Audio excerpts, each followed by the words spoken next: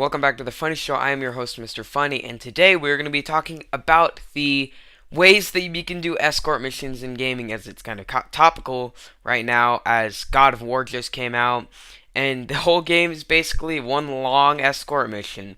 And The Last of Us, a few years prior, did the exact same thing.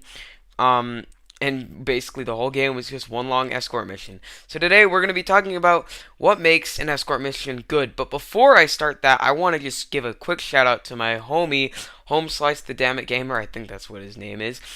He gave me a shout out on one of his most recent streams, and I was like, you know what, bro, I'm going to give you a shout out back. So this is it. Basically, he just does streams on a bunch of games. He does streams on GTA and Fortnite, and he's much better than me. So yeah, I just want to give a quick shout out to him. He's pretty cool, and I would highly suggest checking him out. He's really funny, and he's really good at games. So go check him out if you get the chance.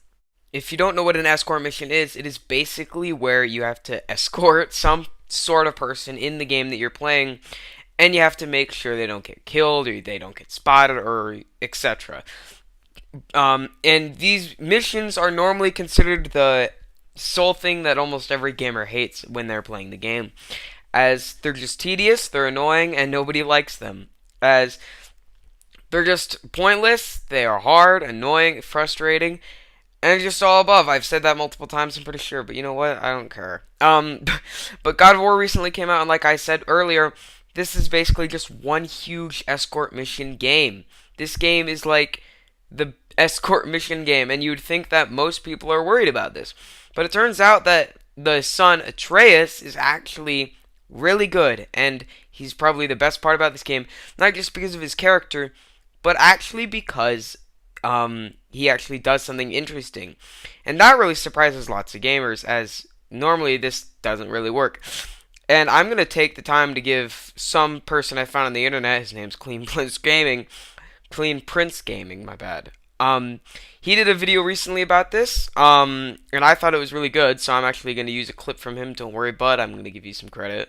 If you were to poll gamers that have played games beyond just this current generation about what the most annoying things to do in games were, it is almost a guarantee that the results would be heavily skewed in the direction of one type of mission structure: the escort mission. The scourge of all of gaming. Gamers have been conditioned to absolutely despise escort missions because they are almost exclusively terrible. That's why when The Last of Us launched just a few years back, there was a lot of concern over Ellie and what her role within the game would be. God of War follows a nearly identical structure to The Last of Us. The game is quite literally one giant escort mission from beginning to end. This is both a good and bad thing. We'll obviously get to why, but the result in totality is a showing that proves that escort missions can actually be enjoyable. Hell, like Last of Us, they can be a whole damn game. Kratos and his son trek through Norse mythology with reckless abandon. As you go through the game, Sony Santa Monica flexes their game design muscles with how they approach a boy who could be a huge burden on the player if not handled correctly. The good news is you almost literally never have to worry about him. In fact, instead of being a burden, Kratos' son acts as more of an expanded repertoire for Kratos in combat. His existence furthers the gameplay in meaningful ways. You don't have to babysit him. He will automatically fire off arrows, distract enemies, jump on their backs, and keep himself safe. The distraction tools work. He possesses some interesting abilities that I will avoid spoiling here, and most importantly, he will not permanently die on you. He merely faints, waiting to be revived after the encounter. He serves a narrative purpose and a storytelling purpose almost exclusively, but Santa Monica made sure that he never burdened, slowed, or took away from the player in gameplay. Call of Duty is a great example of a game that gives many escort missions throughout its franchise. Normally you just end up protecting a president or some general or someone or a special person or someone that you need to protect.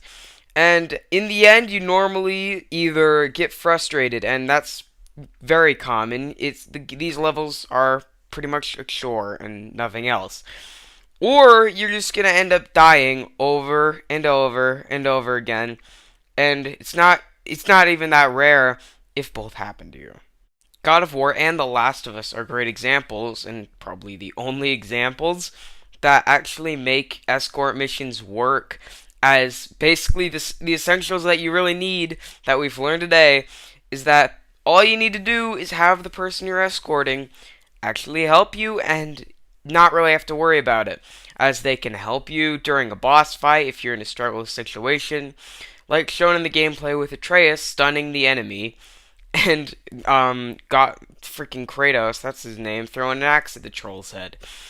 Or say you're Joel and getting attacked by a zombie, and then Ellie throws a brick at the zombie.